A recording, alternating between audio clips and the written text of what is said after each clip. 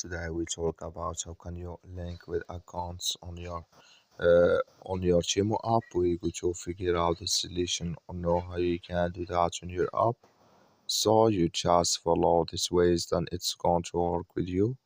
So all you have to do, so you just go down, you click here on your down here. When you just click here on you, so then it's going to take you to this list. It's going to show for you like this. Then all you have to do now, you just go here, go above settings, click on it here. So then it's going to take you to this list. It's going to show for you like this. You click here on account security, you just click on it.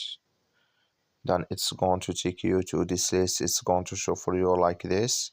You go down and here can you link with your Google. I have linked it before, and here can you link with your uh, Facebook.